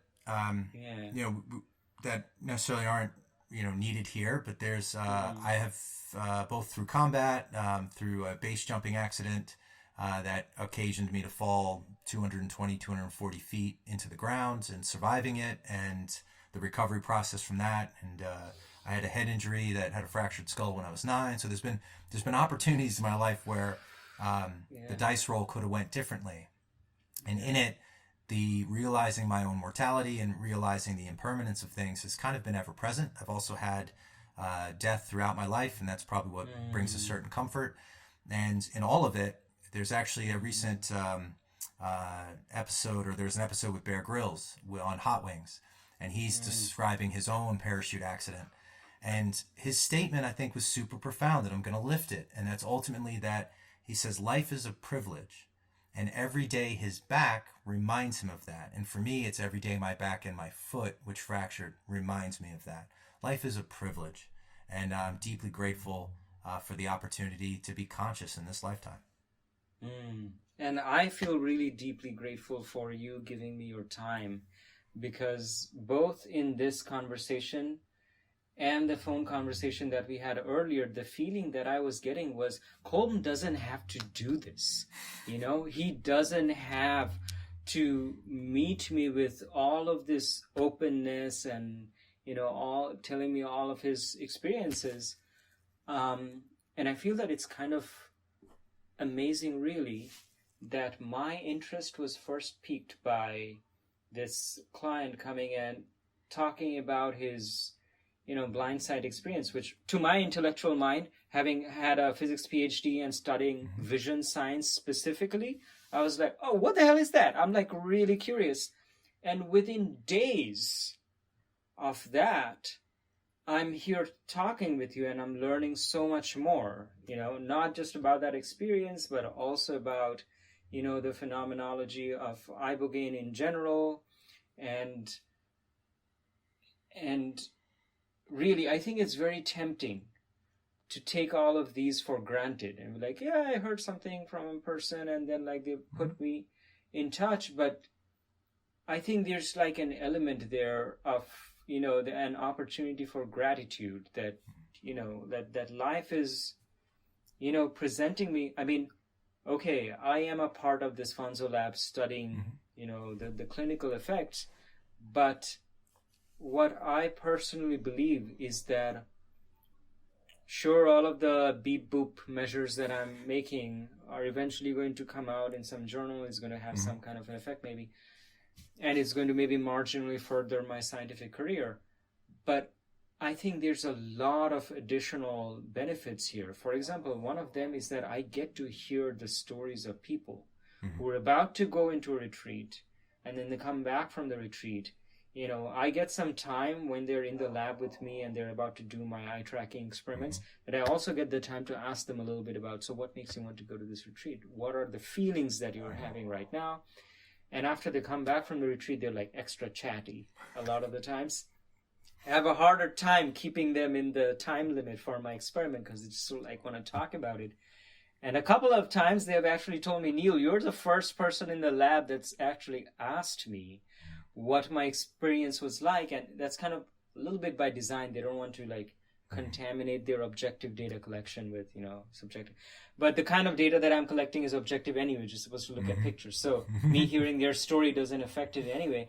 And I do actually believe that the ability or the opportunity for me to hear this from them is such a great added benefit. There are so many rich things that you can learn from that, which is very hard to capture in just the objective ways in which we're trying to capture scientific data. It's not going to be in the blood that we draw from them to measure their cortisol. It's not going to be in the ways that they, hit the keyboard buttons when they're doing their behavioral tasks inside the fMRI, and it's not going to be in the EEG time courses, and it's not going to be in their eye tracking patterns. It's going to be in the felt experience of what it felt like to be hearing their story in real life. And that may never go into a scientific paper, but that doesn't mean that there's a lot of benefit in me hearing what their first-person experience is like. And it was through such a first-person experience that I got to hear about this phenomenon, which our study is nowhere near interested in studying this kind of weird paranormal phenomenon. That's not what our study is about. But I heard about it, I heard about you, and now, I'm learning so much. So it's just, I would say, the way that life turns out a lot of the time and the experiences that I have are a lot of the times they're very much not things that I planned. Like, oh, I'm going to do this psychedelic study, I'm going to learn these numbers. But there are all of these other things that you learn. And within it, there is a gift. I feel like a lot of the times life just has this secret gifts stashed away that are nowhere on your radar of where you see your future going. And it's like, oh, how about this? Here. So I'm really grateful to have this, to have this conversation. So those are really all my questions that I had for you. As far as this podcast conversation is concerned, is there anything else that you would like to add to our conversation that we haven't touched on? Just to say thank you. It's been a pleasure, man, and a privilege. And there's so much we don't know. I'd say if there's curiosity around further discussions around more of the, say, less scientific, more felt experience, by all means, go to Africa, talk to those that are in the more indigenous lineage and approach with this. They have added things that they incorporate into the experience because it's much longer. That could be fascinating, and also to pay respect to where we came from. The Pygmies introduced it to the tribes, and through that it made its way to the West. And so deep gratitude to where things came from, and then also to throw out there, I don't know anything. Right? I don't know anything. Right? I have no letters. I'm just an observer. And I'm trying to interpret it with the language that I have. I am open to anybody who has additional information so that I can be more informed going forward. So say that with, in the true Bwiti fashion, direct experience. Thanks for hanging out with Colm and me today in the Room of Lives. Take care until next time.